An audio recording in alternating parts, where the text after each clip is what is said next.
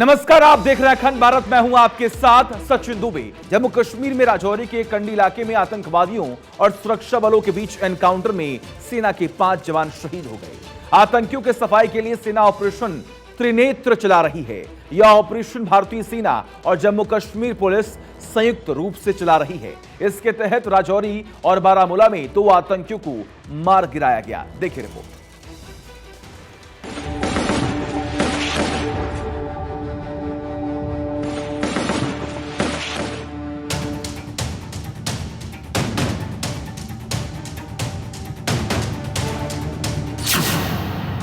राजौरी में ऑपरेशन त्रिनेत्र, आतंक पर चोट।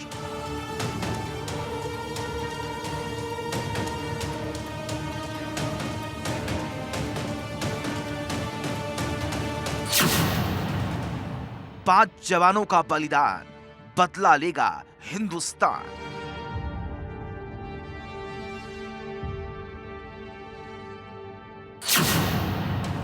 पाकिस्तान देखेगा आतंकियों की विनाश लीला।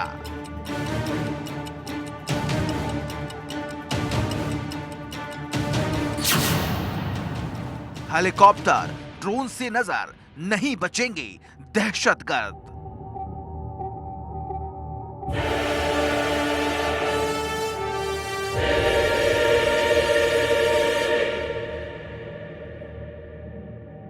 पाकिस्तान की नापाक हरकत जारी है। एक बार फिर से पाकिस्तानी दहशतगर्दों ने जम्मू कश्मीर की मिट्टी को लाल कर दिया। राजौरी के कंडी इलाके में आतंकियों की कायराना हरकत दिखाई दी और इस कायराना हरकत की सफाई के लिए सेना ऑपरेशन चला रही है। भारतीय सेना और जम्मू कश्मीर पुलिस की तरफ से संयुक्त ऑपरेशन में दहशतगर्दों को ढूंढा जा रहा है। इसके लिए हेलीकॉप्टर और ड्रोन तक लगाया गया है। दरअसल जम्मू कश्मीर के राजौरी और बारामूला में सुरक्षा बलों की आतंकियों से मुठभेड़ हुई। इस मुठभेड़ में सेना के 5 जवान भी शहीद हो गए। सेना के जवानों को जम्मू में नम आंखों के साथ श्रद्धांजलि दी गई। उपराज्यपाल मनोज सिन्हा ने राजौरी एनकाउंटर में शहीद हुए जवानों को श्रद्धांजलि दी। वहीं 2 शहीद जवानों के पार्थिव शरीर जब देवभूमि उत्तराखंड पहुंचे तो सूबे के सीएम पुष्कर सिंह धामी ने देहरादून में जवानों को श्रद्धांजलि दी। रुचिन सिंह रावत और प्रमोद नेगी 2 शहीदों के पार्थिव शरीर यहां पर पहुंचे हैं। मैं अपनी तरफ से, उत्तराखंड सरकार की तरफ से उनको भावभीनी श्रद्धांजलि देता हूं कि उन्होंने राष्ट्र की रक्षा के लिए, हमारे देश की रक्षा के लिए, हम सब की रक्षा के लिए अपने प्राणों का बलिदान दिया है और सर्वोत्तम जो बलिदान होता है उसको किया है। कहीं न कहीं हम सब के लिए गौरव की बात भी है, वहीं दुखदायी क्षण भी हैं उनके पारिवारिक जनों के लिए, उनके सभी मित्रों के लिए। मैं भगवान से प्रार्थना करूंगा कि भगवान उनको अपने श्री चरणों में स्थान दे। जम्मू कश्मीर में एक के बाद एक हो रही आतंकी वारदात को देखते हुए रक्षा मंत्री राजनाथ सिंह राजौरी पहुंचे, जहां उन्होंने मौके का दौरा कर सेना के जवानों का हौसला बढ़ाया। राजौरी में 5 जवान शहीद हो गए। ये वो जवान हैं जिन्होंने आतंकियों से लोहा लेते हुए अपनी जान कुर्बान कर दी। अरविंद कुमार, नीलम सिंह, प्रमोद नेगी, सिद्धांत छेत्री, रुचिन सिंह, इस शहादत का बदला सेना ले रही है। 2 आतंकियों को ढेर कर दिया गया। खबर है कि अभी और भी आतंकी को मार गिराया गया है। बिम्बर गली से निकलकर कंडी राजौरी में हुई झड़प अभी तक इख्तिताम पजीर नहीं हुई, क्योंकि अभी तक सेना का ऑपरेशन इनके खिलाफ लगातार जारी है। घाटी में करीबन 20 दिनों से बिम्बर गली, बफलियाज से लेकर कंडी राजौरी में मिलिटेंटों के खिलाफ ऑपरेशन जारी है। हालांकि अभी तक 10 जवान जो हैं फौज के, उनकी जिंदगियों को बचाया नहीं जा सका। रक्षा मंत्री राजनाथ सिंह ने आज नई दिल्ली से सीधा जम्मू आए और जम्मू में सुरक्षा बैठक की सदारत की। उसके बाद जम्मू से निकलकर राजनाथ सिंह सीधे राजौरी गए, जहां पर उन्होंने आज खुद ग्राउंड जीरो पर जाकर सूरत हाल का जायजा लिया। जहां एक तरफ शंघाई कॉन्फ्रेंस, दूसरी तरफ इन्फिल्ट्रेशन को हमसाया मुल्क की तरफ से दोबारा शुरू करना एक बड़ा चैलेंज है। तीसरी तरफ जम्मू कश्मीर पुलिस, सीआरपीएफ और सेना के जवानों का जो मनोबल है, जो उनका ट्रस्ट है, उसको कॉन्फिडेंस देने के लिए राजनाथ सिंह का दौरा इंतहाई अहम माना जाता है। बफलियाज गली से लेकर राजौरी, पुंछ, कंडी और दीगर इलाकों में सेना की तरफ से लगातार मिलिटेंटों की तरफ से फायरिंग के वाकयात में और आईईडी ब्लास्ट करने के बाद अभी तक 10 जवान जो है अलग अलग हमलों में शहीद हो चुके हैं। वहीं दूसरी तरफ बारामूला के करहमा गुंचर में एनकाउंटर हुआ, जिसमें एक आतंकी मारा गया। कुछ और आतंकियों के छिपे होने की खबर पर सेना ने सर्च ऑपरेशन चलाया। आज हमें जो है एक रिलायबल सोर्स से इन्फॉर्मेशन मिली थी कि करहामा गांव जो है कुंजर पुलिस स्टेशन के अंदर, वहां पर कुछ सस्पिशियस मूवमेंट हो रही है। इस इन्फॉर्मेशन के मिलते ही बारामूला पुलिस, आर्मी 2RR और 176 बटालियन सीआरपीएफ की जॉइंट पार्टीज ने इलाके में कॉर्डिनेट सर्च ऑपरेशन लॉन्च किया। ये कॉर्डिनेट सर्च ऑपरेशन जब चल रहा था तब एक रिहायशी मकान से जो है हमारी पार्टीज में फायरिंग हुई। इस फायरिंग के रिटेलिएशन में जो है एक दहशतगर्द अब तक मारा जा चुका है। ये दहशतगर्द जो है ये लश्कर-ए-तोयबा तंजीम से वाबस्ता है और कुलगाम जिले का रहने वाला है। इस मसले में हमने एफआईआर रजिस्टर करके तफ्तीश शुरू कर दी है। राजौरी का कांडी पहाड़ी इलाका है, घना जंगल भी है, यहाँ गुफाएं हैं। इस वजह से सर्च ऑपरेशन में दिक्कत आ रही है।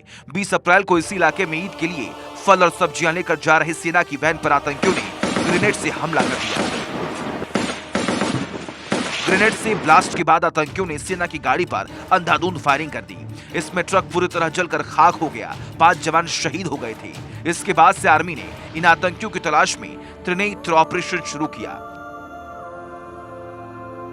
ऐसा पहली बार नहीं हुआ जब आतंकियों ने ऐसा काम किया हो। इससे पहले भी जम्मू कश्मीर में आतंकी वारदात को अंजाम दिया गया, लेकिन सेना के जवानों ने हर बार आतंक को मुंहतोड़ जवाब दिया है। Bureau report, Bharat 24। देखिए, जवानों के बलिदान का बदला लेने के लिए भारतीय सेना ने ऑपरेशन त्रिनेत्र चलाया। आपको इस ऑपरेशन के बारे में जरा पूरी जानकारी देते हैं कि आखिर यह ऑपरेशन त्रिनेत्र है क्या। अब आप देखिए, त्रिनेत्र शब्द का अर्थ होता है 3 आंखें। ऑपरेशन त्रिनेत्र के जरिए दहशतगर्दों पर प्रहार किया जाएगा। इस ऑपरेशन के जरिए आतंकियों को ढूंढा जा रहा है, उन्हें निस्तेनाबूद किया जा रहा है। राजौरी इलाके में चलाया जा रहा है ऑपरेशन त्रिनेत्र और राजौरी के केसरी हिल वाला इलाका काफी खतरनाक है। वहां पर गुफाएं भी हैं। इस इलाके में 12 से ज्यादा गुफाएं हैं, कटीली झाड़ियां हैं और बड़े बड़े पत्थरों के बोल्डर भी हैं, जिसकी वजह से ऑपरेशन चलाने में आर्मी को दिक्कत हो रही है। चप्पे चप्पे पर सुरक्षा बल नजर बनाए हुए हैं, सिर्फ इसलिए कि जिन लोगों ने ऐसी घातक हमले किए उन्हें बख्शा नहीं जाएगा, उन्हें भी ढेर कर दिया जाएगा। ये तमाम तस्वीरें और तमाम जानकारी जो आज हम आपको बता रहे हैं, उससे आप समझिए कि आखिर किस तरीके से तमाम जो लोग हैं वो भी अब समझ पा रहे हैं कि किस तरीके से जम्मू कश्मीर में तमाम जवान सर्च ऑपरेशन चलाकर ये बताने का प्रयास कर रहे हैं कि जिन लोगों ने ऐसी घटना को अंजाम दिया है, कुकृत्य किया है, उनके लिए ऐसे कड़े एक्शन लिए जाएंगे कि बदला पूरा होगा। अब ऐसे में देखिए, पाकिस्तानियों को जिस बात का डर था वही हुआ। गोवा में एससीओ समिट के लिए आए बिलावल भुट्टो जरदारी को विदेश मंत्री जयशंकर ने खूब सुनाया। बैठक में सीमा पार आतंकवाद का मुद्दा उठा और बाद में जयशंकर ने पाक विदेश मंत्री को आतंकी इंडस्ट्री का प्रवक्ता तक कह दिया। यही नहीं, जयशंकर ने यहां तक कह दिया कि अब कश्मीर पर नहीं, पीओके पर बात है।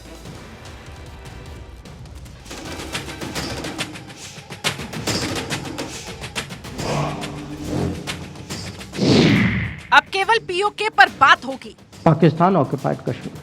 That is the only issue up for discussion. आतंकी इंडस्ट्री के प्रवक्ता हैं Bilawal. They are committing acts of terrorism. अनुच्छेद 370 अब हिस्ट्री बन चुका है। 370 is history. पीड़ित और साजिशकर्ता साथ नहीं बैठ सकते। You know, victims of terrorism do not sit together. Bilawal Bhutto, Pakistan के विदेश मंत्री, बंठन के भारत आए थे, शंघाई सहयोग संगठन में शिरकत किए, अपने मुल्क चले गए। मगर भारतीय विदेश मंत्री एस जयशंकर ने ऐसा सबक सिखाया कि पाकिस्तान जिंदगी भर याद रखेगा। आतंकी फैक्ट्री के रूप में दुनिया भर में कुख्यात पाकिस्तान को एस जयशंकर ने खूब सुनाया। भारत से जाते जाते बिलावल कश्मीर का मुद्दा उछालने से नहीं चूका, जिस पर एस जयशंकर ने काफी वाला मुहावरा सुनाते हुए पाकिस्तान को नींद से जगाने की नसीहत दे दी। 370 is history. Sooner people realize it, the better. Kashmir का राग अलापने वाले पाकिस्तान को एस जयशंकर ने एक साल का जवाब दिया।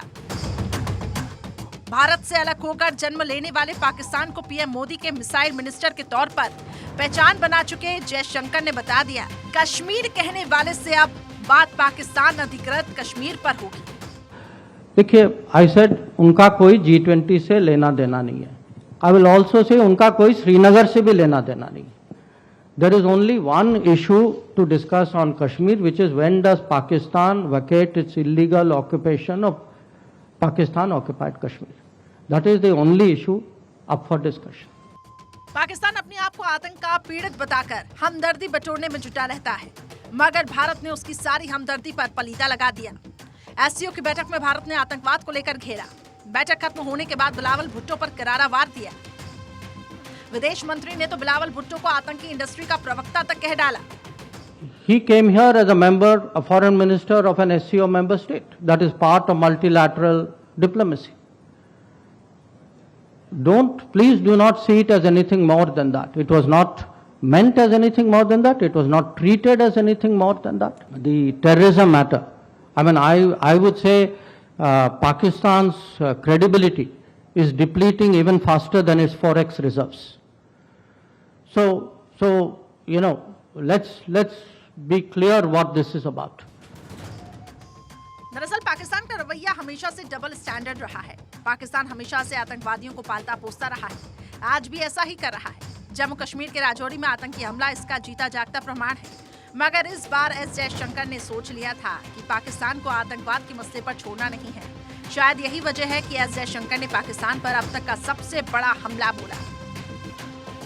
एस जयशंकर ने पाकिस्तान पर आरोप दर आरोप लगाते चले गए। जयशंकर का पाक पर अटैक,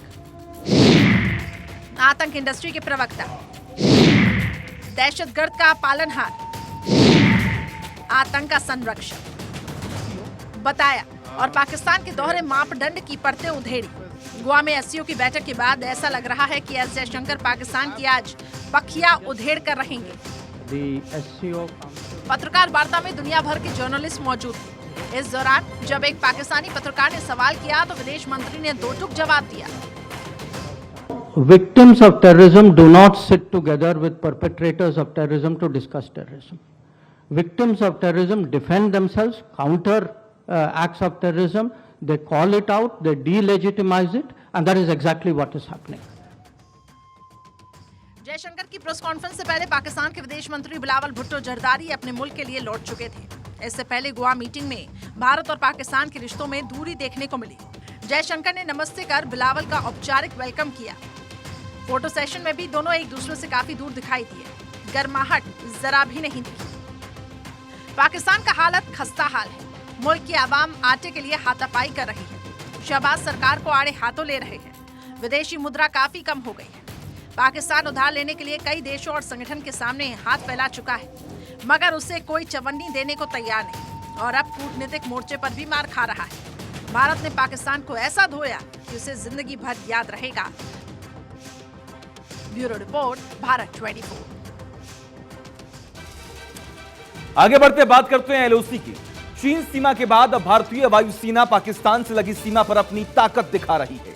आज से 20 मई तक जम्मू कश्मीर, हिमाचल और पंजाब के इलाकों में वायुसेना बड़ा अभ्यास कर रही है। इसमें वायुसेना लड़ाकू विमान, हेलीकॉप्टर, अवॉक्स और मिसाइल के जरिए अपनी ताकत को और धार दे रही है। आखिर क्या होगी तैयारियां और क्या होगी वहां की खास तस्वीरें इस रिपोर्ट में देखिए।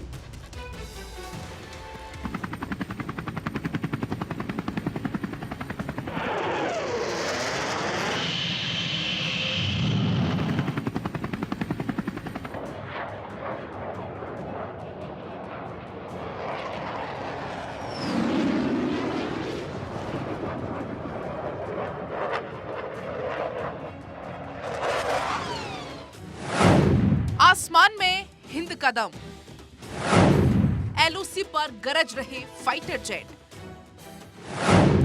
भारत ने दिखाया दम, कांप उठा पाकिस्तान।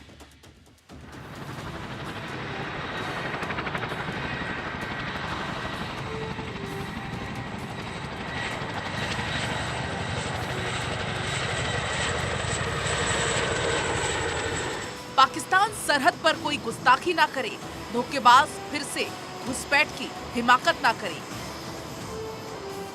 इसलिए भारत की वायुसेना फुल एक्शन में है। आसमान में हिंद की वायुसेना अपना शौर्य दिखा रही है।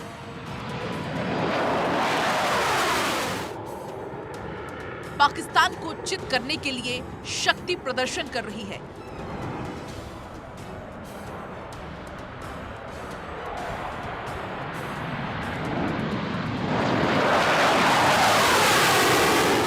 पाकिस्तान किसी तरह से डंक मारने की जुर्रत ना करे, इसलिए एलओसी के पास एक्सरसाइज कर रही है।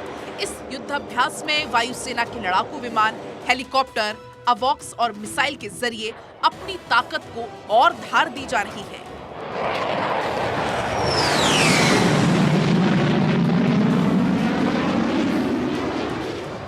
वायुसेना इस अभ्यास में अपनी युद्ध क्षमताओं को परख रही है ताकि मौका पड़ने पर ये हथियार खरे उतर सके।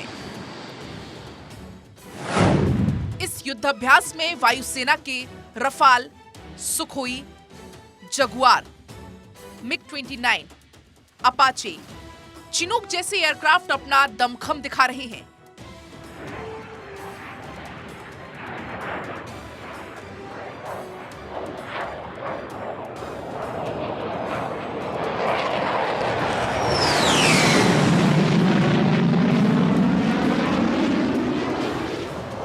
लाइन ऑफ कंट्रोल और इंटरनेशनल बॉर्डर पर दुश्मनों के विमानों को आने से रोकने और मार गिराने के साथ साथ उसकी सीमा में घुसकर तबाह करने का अभ्यास कर रहे हैं।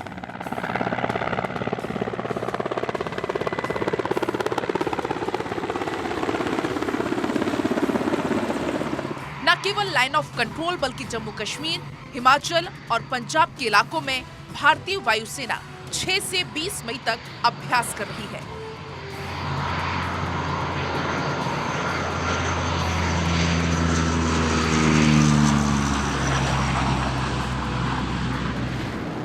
भारतीय वायुसेना हाल के सालों में पहली बार पाकिस्तान से सटे इलाकों में भी इस तरह का बड़ा युद्धाभ्यास कर रही है।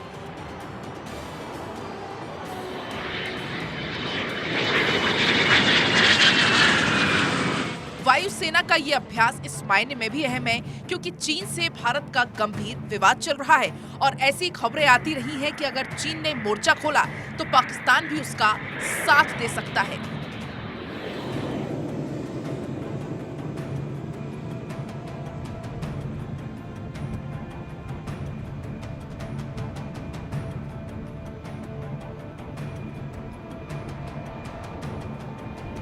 अपने युद्धाभ्यास से वायुसेना अब पाकिस्तान को यह संदेश देने जा रही है कि उसकी तरफ से की गई कोई भी हिमाकत उसे कितनी भारी पड़ सकती है। Bureau report, Bharat 24।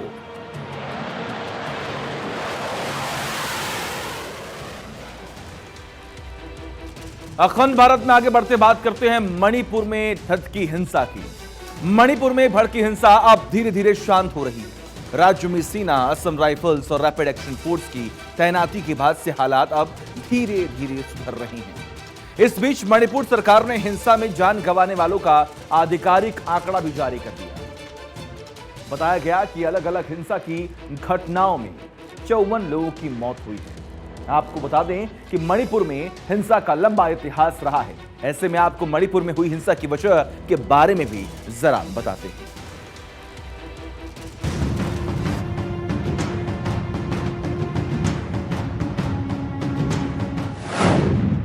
कब शांत होगा मणिपुर? हिंसा पर कब लगेगा ब्रेक? क्यों सुलग रहा मणिपुर? मणिपुर की पहचान मैरी कॉम, लोकटक, झील और उसकी खूबसूरती से है, लेकिन उस खूबसूरती पर हिंसा ने ग्रहण लगा दिया। नॉर्थ ईस्ट का यह राज्य सुलग रहा है। कुछ घंटे की शांति के बाद एक बार फिर से मणिपुर में हिंसा देखी गई। भड़की हिंसा की आग पर काबू पाने के लिए सरकार ने इंटरनेट सेवा बंद कर दी। उपद्रवियों को देखते ही गोली मारने के आदेश दिए। सूबे में शांति व्यवस्था बहाल करने के लिए अर्धसैनिक बलों की 14 कंपनियां तैनात की गई। सूबे में हिंसा पर थोड़ी लगाम लगी तो इस आग से हुए नुकसान की खबरें भी आने लगी। मणिपुर हिंसा में 54 जिंदगियां भेंट चढ़ी। सीआरपीएफ के एक कोबरा कमांडो की मौत हो गई। इम्फाल में तैनात आईटी के अधिकारी की जान चली गई। घर से बाहर खींचकर हत्या कर दी गई। 100 से अधिक लोग जख्मी हो गए। 3000 से अधिक लोगों को सुरक्षित निकालकर आर्मी कैंप पहुंचाया गया। मणिपुर में हुई हिंसा पर केंद्र सरकार की पूरी नजर है। केंद्रीय गृह मंत्री अमित शाह ने इसको लेकर फुल एक्शन में मणिपुर के सीएम से बात कर चुके हैं। हालात को स्थिर करने के लिए कई कदम उठा चुके हैं। इसी बीच केंद्रीय कानून मंत्री और अरुणाचल प्रदेश के सांसद किरेन रिजिजू ने हिंसा को दुर्भाग्यपूर्ण बताया और कहा कि केंद्र सरकार जरूरी कदम उठा रही है। देखिए, मणिपुर में अनफॉर्चुनेटली जो वहाँ वायलेंस हुए हैं उसके लिए भारत सरकार और पर्टिकुलरली गृह मंत्रालय के तरफ से जो भी कदम उठाना है वो तो उठाया जा रहा है। गृह मंत्री जी खुद निगरानी करके जितना भी ज़रूरी कदम तो उठा रहे हैं। मेरे पास में भी कई फ़ोन आए मुख्यमंत्रियों का, नॉर्थ ईस्ट के और भी लीडर्स का भी मैसेज आया, बातचीत किया। जो संभव कदम उठाना चाहिए भारत सरकार के तरफ से उठाया जा रहा है। और बहुत अनफॉर्चुनेट घटना है जो अब कम्युनल क्लैश होता है, दो समुदाय के बीच में इस तरह का घटनाएं होते हैं तो बहुत दुखद घटना होता है। मणिपुर में जातीय हिंसा, आगजनी, तोड़फोड़, लूटपाट, हत्या, हालात भयावह हैं। हजारों लोग अपना घर बार छोड़कर पड़ोसी राज्य असम में पलायन कर रहे हैं। राजधानी इम्फाल से दक्षिण में 63 किलोमीटर पर स्थित चुराचंदपुर जिला हिंसा का केंद्र बना हुआ है। केंद्र सरकार लगातार हालात पर नजर बनाए हुए है। बड़ी तादाद में आर्मी और असम राइफल्स के जवानों को तैनात किया गया है। ऐसे में आपको बताते हैं हिंसा के पीछे की वजह क्या है। 28 अप्रैल को ILTF ने गवर्नमेंट लैंड सर्वे के विरोध में चुराचंदपुर बंद का ऐलान किया था। संयोग से बंद वाले दिन ही मुख्यमंत्री एन बीरेंद्र सिंह का कार्यक्रम था। बंद का आह्वान करने वाले संगठन ने 27 अप्रैल की रात में तोड़फोड़ की। सीएम के कार्यक्रम में लगी कुर्सियों को आग के हवाले कर दिया। हिंसा के बाद भी बीरेंद्र सिंह के कार्यक्रम की तैयारियां चल रही थी। 28 अप्रैल को प्रदर्शनकारियों ने कार्यक्रम वाली जगह पर धावा बोल दिया। हालात को संभालने के लिए पुलिस ने आंसू गैस की गोले छोड़े। प्रदर्शनकारियों ने जवाब में पत्थरबाजी की। सीएम एन बीरेंद्र सिंह ने कार्यक्रम रद्द कर दिया। 28 अप्रैल की रात को तुईबोंग में उपद्रवियों ने एक दफ्तर में आग लगा दी। 27 से 28 अप्रैल की हिंसा में मुख्य तौर पर पुलिस और कुकी आदिवासी आमने सामने थे, लेकिन 3 मई को स्थिति बिगड़ गई और इसने जातीय संघर्ष का रूप ले लिया। एक तरफ मोतेई समुदाय के लोग तो दूसरी तरफ कुकी और नागा समुदाय के लोग। दरअसल मणिपुर हाईकोर्ट ने मोतेई समाज को लेकर एक आदेश दिया और इसी आदेश को अमल में लाने के लिए जब कोशिश हुई तो एक समाज ने दूसरे समाज के खिलाफ आवाज बुलंद कर दी। मोतेई मणिपुर का गैर आदिवासी समुदाय है। ये मणिपुर की आबादी का 53% हिस्सा है। मुख्य रूप से इस समुदाय के लोग मणिपुर घाटी में रहते हैं। मोतेई समुदाय को पहाड़ी इलाकों में बसने की इजाजत नहीं है। मोतेई 10 साल से ST दर्जे की मांग कर रहे हैं। पिछले महीने मणिपुर हाईकोर्ट ने राज्य सरकार को आदेश दिया 4 हफ्ते के अंदर मोतेई समुदाय को ST के दर्जे वाली सिफारिश केंद्र को भेजे। कुकी और नागा ने मोतेई को ST का दर्जा दिए जाने का कड़ा विरोध किया। मोतेई बहुसंख्यक हैं, इसके बावजूद उनके अंदर असुरक्षा की भावना है। मणिपुर में बड़े पैमाने पर म्यांमार और बांग्लादेशी प्रवासी बस रहे हैं। मोतेई को सांस्कृतिक पहचान का डर सता रहा है। मोतेई संगठनों का दावा है कि अवैध प्रवासियों से उन्हें समस्या का सामना करना पड़ रहा है। यानी मोतेई की तरफ से ST दर्जे की मांग और फिर म्यांमार और बांग्लादेश के अवैध अप्रवासियों की वजह से नॉर्थ ईस्ट में हिंसा के पीछे अहम वजह बताया जा रहा है। अब जबकि केंद्र एक्शन में आ गई है तो माना यह जा रहा है कि हालात जल्द ही सुधरेंगे और जल्द ही जिंदगी पटरी पर लौट आएगी। Bureau report, Bharat 24।